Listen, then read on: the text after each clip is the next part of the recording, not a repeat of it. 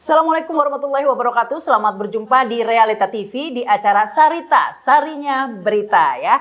Kali ini kita akan membahas pergerakan ya beberapa tokoh lintas profesi untuk menyikapi ya kondisi politik saat ini. Dan sudah hadir dua tokohnya ini ya. Ada Pak Marwan Batubara dan HM Mursalim. Assalamualaikum Pak Marwan dan Pak Mursalim. Dan ini nggak main-main lagi ya. Ada tokoh-tokoh masyarakat lintas profesi ini berkumpul begitu ya dan ingin mengeluarkan pergerakan atau himbauan ya atau apa ini Pak Marwan? Tuntutan ya, lebih keras, jangan himbauan, tuntutan begitu ya. Nah, nggak tanggung-tanggung tuntutannya ini ada bukunya ini, Makzulkan Jokowi segera. Udah jelas ya, serem banget ini Pak Marwan. Padahal kan udah tinggal berapa bulan lagi. Ya, kalau memang itu memenuhi syarat untuk dimakzulkan ya, tidak perlu bukan soal waktu tinggal berapa bulan, tapi ini ada pelanggaran, ini aturan mainnya. Apalagi justru tinggal 2 bulan lagi harus segera dimakzulkan sebelum bisa menggunakan kekuasaannya untuk memanipulasi penerusnya begitu kan. Nah itu malah justru lebih urgent lagi nih, lebih mendesak untuk dimakzulkan begitu ya. Tapi loh kenapa begitu ya? Ini mungkin bisa cerita dulu tentang petisi 100 ini nih Pak Marwan. Ya, jadi petisi 100 itu adalah gabungan aktivis lintas profesi, lintas daerah dan seterusnya yang pada tanggal 20 Juli 2023 itu membacakan tuntutan atau pernyataan ya secara terbuka menuntut supaya DPR itu segera memulai proses pemakzulan Presiden Jokowi. Kemudian poin keduanya itu menghimbau seluruh rakyat untuk ikut bersuara agar daulat rakyat itu benar-benar bisa ditegakkan oleh pemerintah ini. Karena faktanya ini rakyat sudah tidak berdaulat, dibajak oleh rezim oligarki yang dipimpin oleh Presiden Joko Widodo. Jadi 2 tuntutan itulah yang kita bacakan, tapi tuntutan itu sendiri tidak asal bunyi ya, tidak asbun, tidak tanpa alasan, tapi justru alasannya sudah sangat banyak, makin ke belakang makin banyak lagi alasan itu. Kalau kita misalnya menggunakan pasal 7A Undang-Undang Dasar 1945. Jadi pasal 7A itu adalah antara lain itu memberikan guidance dan juga menunjukkan kalau sudah terjadi ini maka proses pemakzulan itu harusnya dilaksanakan secara konstitusional dan legal. Nah, apakah apa yang disebut dengan alasan-alasan tadi, misalnya terjadi pengkhianatan terhadap negara, ada korupsi, ada suap menyuap, tapi juga ada perbuatan tercela, berbohong misalnya. Kalau kita ingat dari dulu presiden kita ini udah sering sekali berbohong. Itu masuk dalam kategori yang layak untuk dimakzulkan. Tapi ijazah palsu yang nggak terbukti. Betul. Ya? Tapi yang selain itu kan misalnya disebutkan tentang sekarang ini yang order mobil SMK itu sudah 6.000. Itu berapa tahun yang lalu itu? Ya kan? Nah, sampai sekarang kan nggak jelas. Ini kan benar-benar berbohong ini. Ya kan, kebohongannya itu sangat nyata. Tapi yang lebih prinsip adalah kalau bicara pasal 7A itu, kalau disebutkan ada pengkhianatan terhadap negara, maka konstitusi dan undang-undang itu sudah terlalu banyak dilanggar. Ini merugikan negara dan rakyat. Terutama puncaknya yang terang benderang kalau menurut saya ya Mahkamah Konstitusi. Betul. Yang benar-benar logika publik itu di. Ya, nah tapi juga yang terakhir sekali kan misalnya meminta Ketua KPK ya Pak Agus Raharjo untuk menghentikan proses hukum korupsi IKTP. Setia Novanto ya. Nah itu kan permintaan resmi dari Presiden. Ini kan jelas sudah melanggar konstitusi, sudah cawe-cawe, sudah tercela ini perbuatan. Tapi kenapa misalnya orang yang diduga korupsi dan ternyata juga diadili dapat vonis sekian tahun, Itu kan faktual begitu. Ya, mungkin kita ingatkan publik Ya. dulu ya tentang Ketua KPK Agus Agus Raharjo. Raharjo ya, yang mengaku mendapat perintah begitu ya dari Jokowi untuk menghentikan kasus EKTP terhadap Setia Novanto. Berikut videonya. Saya dipanggil sendirian oleh Presiden. Presiden pada waktu ditemani oleh Pak Pratikno. Jadi saya heran, biasanya yang memanggil itu berlima, ini kok sendirian. Dan dipanggilnya juga bukan lewat ruang wartawan, tapi lewat masjid kecil itu. Jadi dijemput dari sana. Nah itu di sana, begitu saya masuk, Presiden sudah marah. Presiden sudah marah, menginginkan, karena baru saya masuk itu, beliau sudah teriak, hentikan. Kan saya heran, hentikan, yang dihentikan apanya gitu kan. Setelah saya duduk, ternyata saya baru tahu kalau yang suruh hentikan itu adalah kasusnya Pak Setnov. Ketua DPR waktu itu? Ya, Ketua DPR pada waktu itu mempunyai kasus IKTP, supaya tidak diteruskan. Ya, ini harusnya memang sepertinya harus disikapi oleh DPR, Pak Marwan ya. Apalagi sudah ada pengakuan Agus Raharjo, mantan Ketua KPK, yang posisinya pasti sentral ya sebagai ketua dari lembaga pemberantasan korupsi. Bukan main-main, dan itu sudah memberikan pengakuan, harusnya bisa diinvestigasi atau dibawa lebih lanjut ke DPR. Tapi pertanyaannya selanjutnya, DPR-nya masih ada nggak kan itu? Kita memang kalau bicara pasal 7A itu, proses pemakzulan butuh keterlibatan DPR, kemudian MK, kemudian MPR. Yang harus memulai itu adalah DPR. Kita mengerti itu. Dan kita memang sudah waktu itu, tanggal 20 Juli, pertama kali kita launching ini, juga sudah memahami situasi atau peta politik di DPR di Senayan sana itu kemungkinannya kecil untuk terjadinya proses pemakzulan yang dimulai di DPR. Tapi belakangan ini kita sedikit dapat harapan ya, ada sececah harapan setelah pernyataan Ibu Megawati tanggal 23 November yang menyatakan ada 4 hal minimal ya waktu itu. Saya ingat misalnya Presiden kita ini sudah menjalankan kekuasaan seperti Orde Baru misalnya. Disebutkan Jokowi itu minta dukungan PDIP supaya dapat perpanjangan jabatan. Kemudian ada kasus MK. Lalu ada masalah yang kaitannya dengan korupsi yang disebut apa itu istilahnya itu rampok atau apalah disebut itu. Nah, ini 4 hal ini sudah diungkap secara terbuka oleh Presiden Megawati. Dan mestinya kalau Bu Megawati dan PDIP itu concern terhadap negara, dan di sisi lain telah terjadi banyak pelanggaran terhadap konstitusi, maka sudah waktunya untuk PDIP itu berinisiatif untuk memulai proses pemakzulan tadi gitu. Misalnya kita ingat Masinton Panjaitan ya, itu kan menggagas untuk dilakukannya hak angket DPR terhadap MK, yang waktu itu banyak yang protes. Hak angket itu mestinya terhadap pemerintah, padahal kalau menurut Undang-Undang Dasar, hak angket itu adalah fungsi pengawasan oleh DPR atas apa? Atas pelaksanaan undang-undang, bukan sekedar pelaksanaan pemerintahan, tapi pelaksanaan undang-undang. Nah, undang-undang itu kan ada undang-undang MK juga.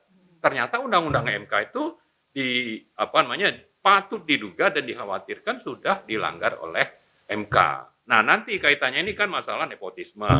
Nepotisme nanti ujungnya itu kan bisa dicari, ternyata ini atas permintaan atau order dari pemerintah.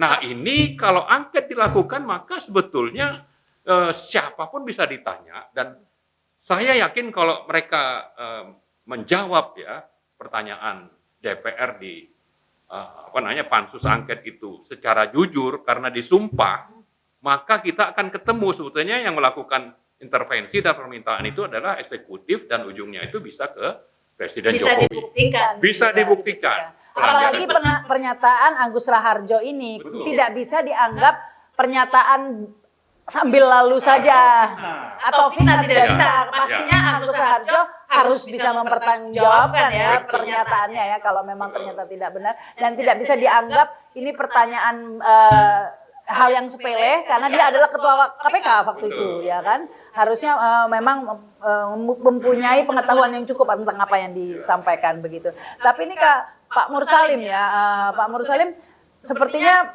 meskipun sudah ada Masinton, ya ada Bu Mega yang begitu berapi-api, tapi nyatanya ya DPR-nya masih adem aja. Ini ramenya di luaran aja begitu. Berisik di luar aja, di dalam tentang salaman jangan-jangan. Jadi selama ini memang sulit untuk melakukan penegakan di DPR. Ya. Kebetulan ini ada persoalan masalah PDI dengan penguasa, ya, dengan Jokowi dalam arti ini. Kemudian mungkin ada keberanian Masinton dan merasa bahwa pasti akan disambut banyak. Karena memang sebenarnya sudah menjadi gunung es ya, kemarahan ini cuma tinggal sedikit aja ke pemicunya. Jadi dianggap itu bisa menjadi pintu masuk. Walaupun maksudnya banyak hal yang lain yang menjadi pintu masuk, termasuk masalah salah satu lah dari petisi 100 ini. Saya mau menyampaikan dulu mengapa ini sangat mudah disambut di mana-mana, dan bahkan Masinton kalau mampu menggulirkan, mencoba, itu akan terjadi satu dukungan yang sangat luas.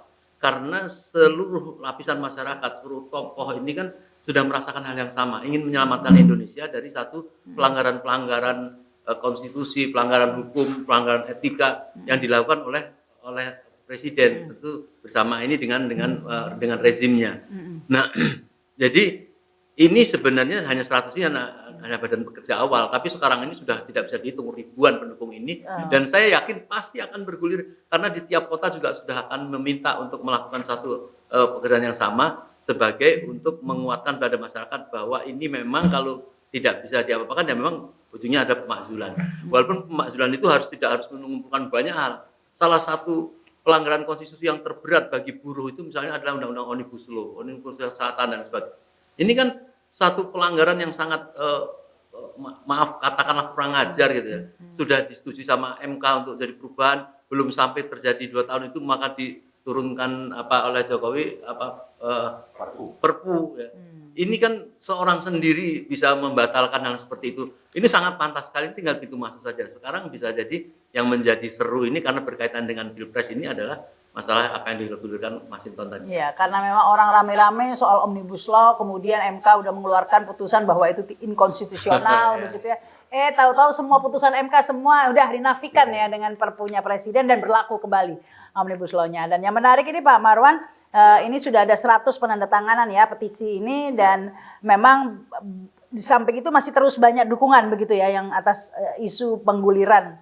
Bukan isu ya, tuntutan ya, tuntutan Jokowi segera dimakzulkan ini ya. Ini kegiatannya memang keliling ke daerah-daerah atau bagaimana ini?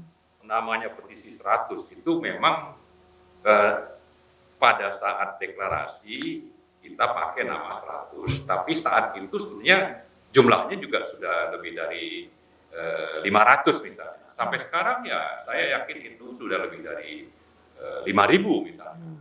Nah, tapi yang lebih penting sebetulnya adalah kenapa ini misalnya disambut baik, karena kalangan masyarakat yang memang concern dengan penyelenggaraan negara ini memahami bahwa sesuatu harus dilakukan karena pelanggarannya sudah sangat banyak.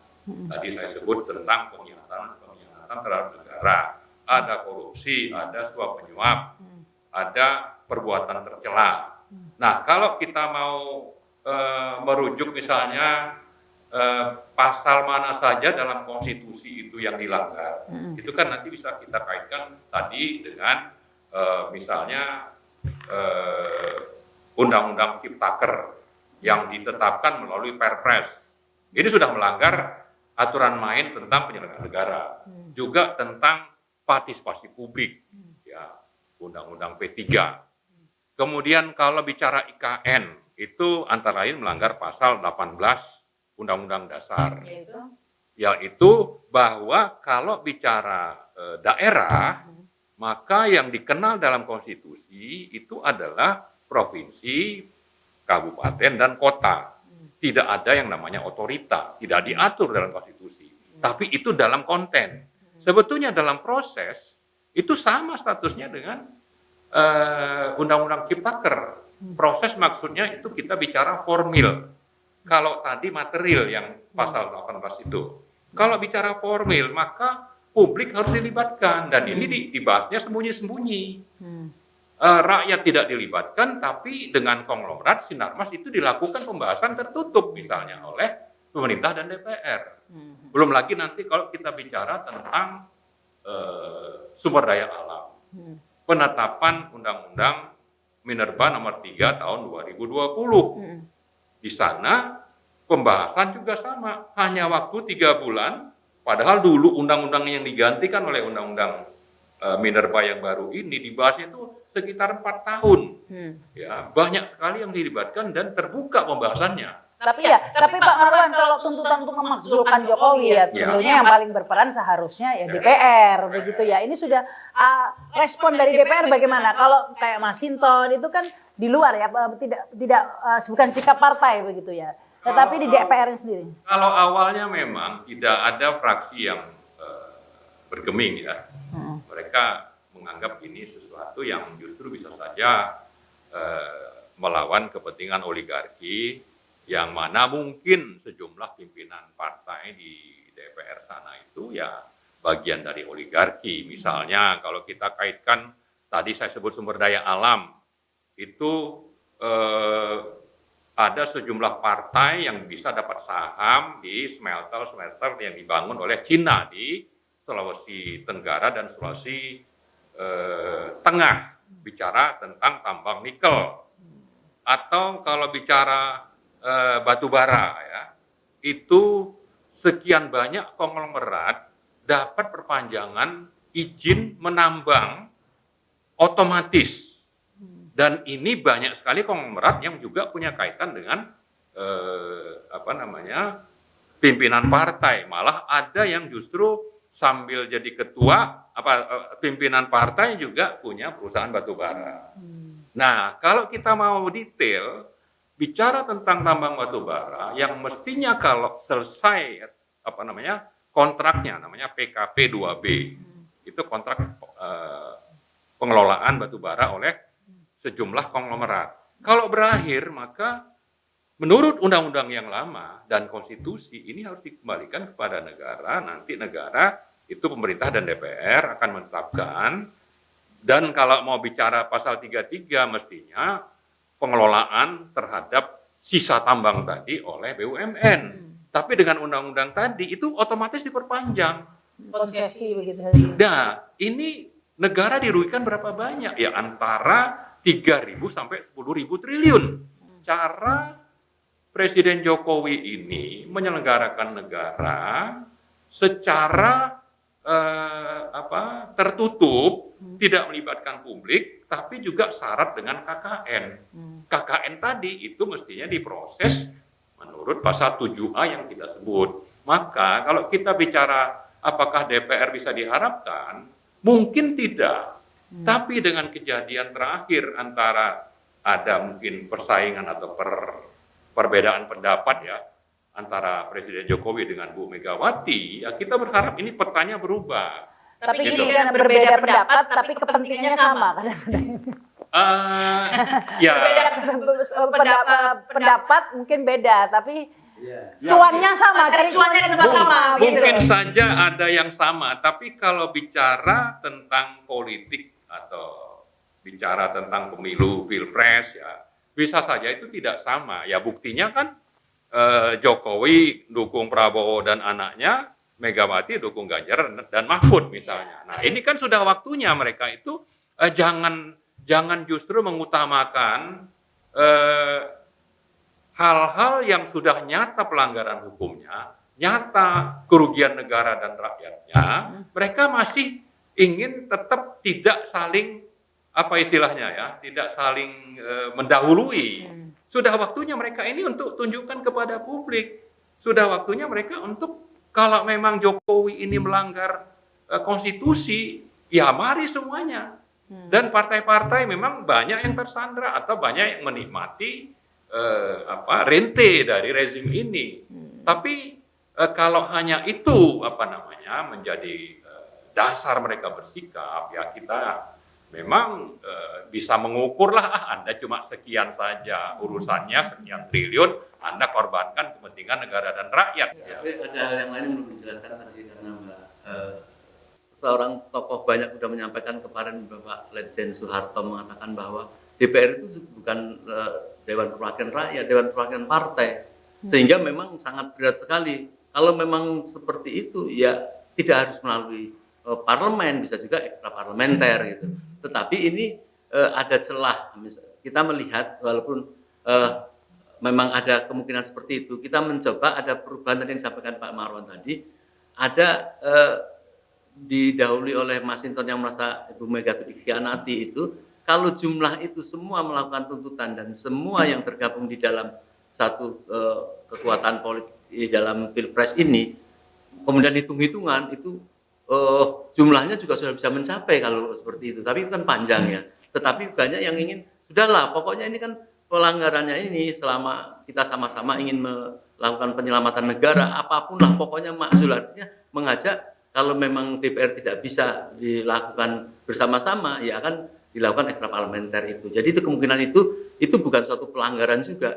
Kalau menggenting memaksa negara harus hancur, ya memang harus terpaksa, memang harus ada korban sesuatu yang tidak sedikit melalui ekstra parlementer tadi. Iya, karena kan kalau partai politik itu mungkin pecah kongsi begitu ya. Tapi kadang-kadang cuan itu pemersatu. Menjadi pemersatu itu yang dikhawatirkan. Yang namanya revolusi, tuntutan terbuka oleh rakyat itu juga konstitusional begitu. Tidak hanya lewat pemakzulan, tapi lewat tuntutan rakyat di jalanan sekian banyak itu ya di mana-mana juga terjadi, dan itu juga terjadi di 97 98. Itu kan bukan sesuatu yang melanggar. Kalau orang banyak sudah menyatakan sikap bahwa ini pelanggaran sudah nyata, dan nanti kalau tidak percaya bisa dibuktikan ya setelah turun lengser itu. Bisa diadili sebetulnya, bisa terbuka dan akan terbukti. Cuma karena sekarang aja nih tadi disebut banyak kepentingan. Dan memang di sisi lain ada ancaman-ancaman. Ada juga aparat yang memang lebih memihak pemerintah meskipun mereka paham terjadi pelanggaran hukum misalnya.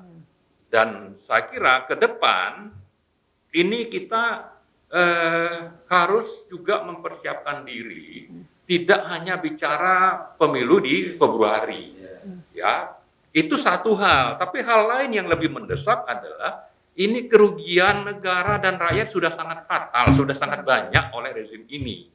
Dan jangan hanya fokus ke sana. Banyak juga yang fokus tentang amandemen misalnya. Bagaimana dengan pelanggaran oleh konstitusi ini? Ya kan? Ini kan juga harus sesuatu yang kita harus desakkan, kita tuntut secara terbuka dan kita lakukan beramai-ramai begitu. Dengan revolusi ya revolusi, mari gitu. Jangan ini bicara amandemen tapi kalau nanti orang yang melaksanakan hasil amandemen itu kelakuannya itu mirip-mirip yang sekarang ya sama saja. Ya kita bisa belajar misalnya ya. Amandemen yang berlangsung selama 4 tahun, sejak 98 sampai 2002 lahirlah Undang-Undang Dasar yang sekarang. Setelah itu ada yang namanya Presiden Megawati dan SBY, terutama SBY lah, ya kan. Kemudian Undang-Undang Dasar yang sama itu juga menjadi dasar pemerintahan Jokowi yang sudah berlangsung 9 tahun. SBY, Jokowi bekerja menjalankan pemerintahan sesuai dengan Undang-Undang Dasar yang sama. Ya kan, kita bicara sistem yang sama, tapi subjek pelaksana yang berbeda. Ya kan?